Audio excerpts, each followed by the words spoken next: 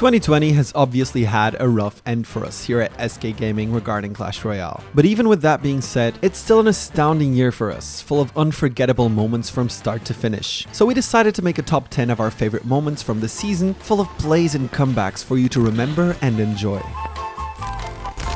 Let's get right in, starting at number 10, where we'll find Morton playing against Payne Gaming's SergioRamos all the way back in week 5 of the spring season. Morton sets up a standard bats plus miner push, to which Serge responds with a Royale delivery to take care of it cheaply. The problem is that he took Morton's bait pretty quickly. You see, now this allowed Morton to call for a prince way back behind his king tower, then later skellies, giant, and finally bats. And boy oh boy did these bats pull a strong one. And after these 5 little minions deal with the barbarian, one of them goes astray and starts just slightly tapping the right hand tower. Miner comes forth to let it go for the record while tanking the baby dragon, and the prince is still somehow alive and gets 2 more shots in. On the tower, bat on the tower, and distracted prince, so prince gonna get this simple push eventually paved the way to a win versus Payne. Number 9 is Sergio Ramos' win over Radish in the quarterfinals of Worlds versus WEDGM just a few weeks ago. Sergio was such an important element of the team, even considering the fact that he wasn't able to physically be present alongside the boys here in Germany due to corona restrictions. He's had a tough year, and this game here was a super important win, proving everyone and anyone that he's still got what it takes to be a part of our super team and that he's able to carry his own weight. Trying to get some shots, Radish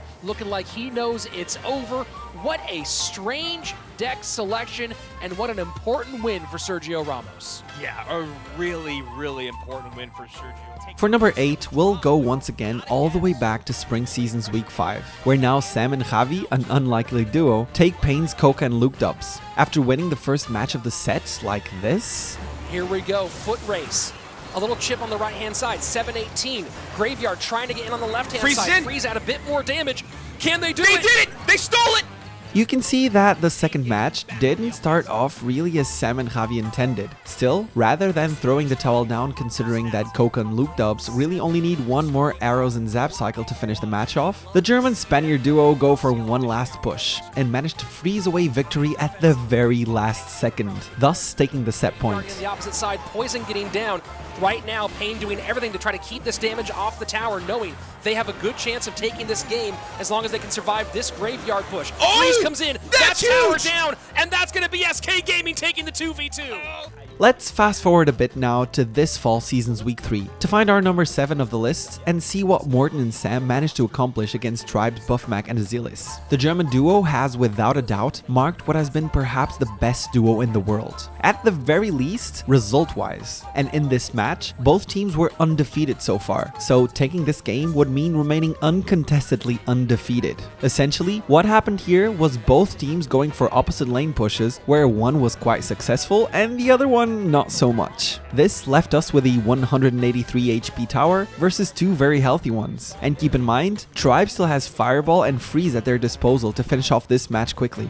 But there's the freeze out. This is one of the things that has made this duo so good, even in this limited run that they've had, is they have not been afraid to take risks, to innovate, to do stuff that nobody else is doing.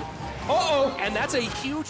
And here's our spell rotation. 11 HP remaining to mark 1 more comeback for this insane roster. Number 6 will bring back the insane reverse sweep moments from our very own Morton, fighting it out week after week to keep our brand logo right at the top of the leaderboards for the fall season. In week 6, he saved us from a Chivas sweep, pushing it to a Javi 1v1 win in the 3rd set. And then, the very next week, doing it again against Cream Royal Betis, almost single-handedly taking the game our side. And yeah, there you go. Back-to-back weeks, Morton with reverse sweeps in King of the Hill. And let me throw out a quick reminder that Cream Royal Betis has a terrible record against Morton, having also been reverse swept in the spring quarterfinals by none other than Morton himself. That's a nice little detail for you guys. With a huge reverse sweep, clutches it up in a massive moment.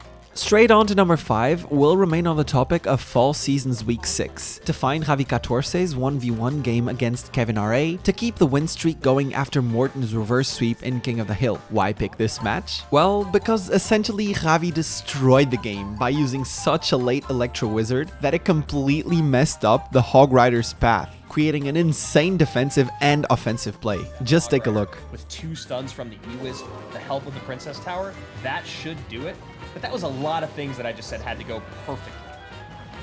And does the cannon cart go down early enough? Great play from Javi here. The cannon cart gets on tower. The E-Wiz comes down to stun and force the Hog back the other direction.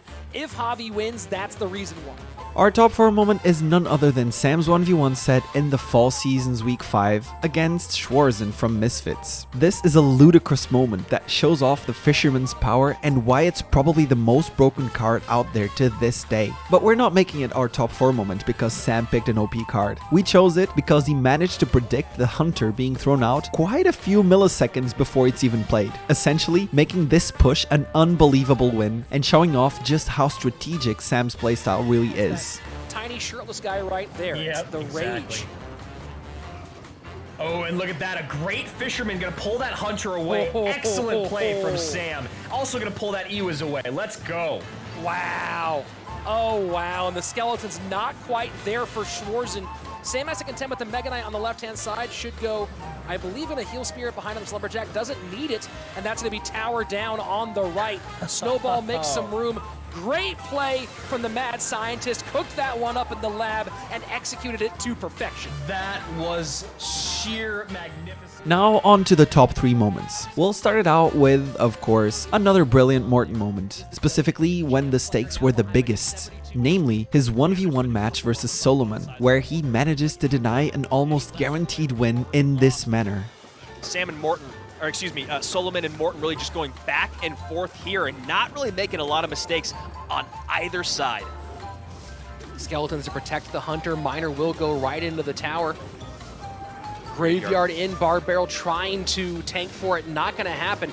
And this might be it. 131, 64, poison in. Does he have the 26 HP remaining on the tower? Ooh, Morton wins it by a hair, 26. I'm not even going to delve into what happened here because it was a robbery and I'm afraid they'll take him away from us and move straight on to the top 2 moment, which is, you've guessed it, another Morton insane play. We've time traveled back to Spring's Week 3 and find a young, bright-looking Morton playing off against Team Queso's IMJP. Morton is playing a very usual Royal Hawk 3 Musketeer deck against IMJP's Ice Bow, a very hard counter. The game state nowadays would make this an easy win for IMJP, and even back then, his odds of winning that match were still insanely high. But it was Morton he was up against. IMJP can easily activate King Tower with NATO and rocket all of Morton's troops. Plus, Morton's deck is rendered useless without any spells to deal with X-Bow. But then, out of nowhere, this happens. He does min-max it and take a couple shots on the left-hand side, but that's exactly the right idea here for IMJP. And there you go, the high 3 Musketeers trying to get that Tesla off the board and maybe bait out the rocket before so the Piggies can go in. And there you go, Piggies behind. Will there be enough on defense? Not enough elixir to get that rocket down, so really, really nicely played that by Morton. That Heal Spirit comes in, Rich, that's gonna do it! That is gonna do it! That's how you get it done. And that's why he's the only GOAT in Clash Royale. Finally, the moment you've been waiting for, the number 1 spot on our list has to go to Javi 14's crazy magic archer deck used against Space Station Gaming's Lapacati in Fall Week 4. At this moment, SK is still undefeated, and just look at how brilliantly Javi manages to keep it that way by sweeping them off this planet with this magnificent protection around magic archers. Final 20 seconds of regulation. Lapo's put up a little bit of offense so far, but not much. 2 magic archers down, and the poison dies off with a lot of arrows flying. Yeah, insult to injury there. Great Heal Spirit comes in, keeps that first magic archer alive. Second one comes down. Beautiful fireball value, and somehow Javi is keeping these magic archers on the board. It was the log Oh in the my last God. sequence, Andrew. The first one went down. Yeah, this magic archer is full value. Kmart Blue Light Special. I mean, that's game over. There's literally no way to come back, and he does it again. Whoever's in the replay booth, get this man some Magic Archer defense replays because this is blowing my mind. Yeah, it's absolutely perfect. And this is with the battle healer that can cross the bridge, by the way. Gets in front of it again. I mean, these Magic Archers have better security than the President. This is insane. It's so frustrating to watch for Lapakati because he is pouring elixir into taking these Magic Archers off the board, and every single one has gotten at least triple its value.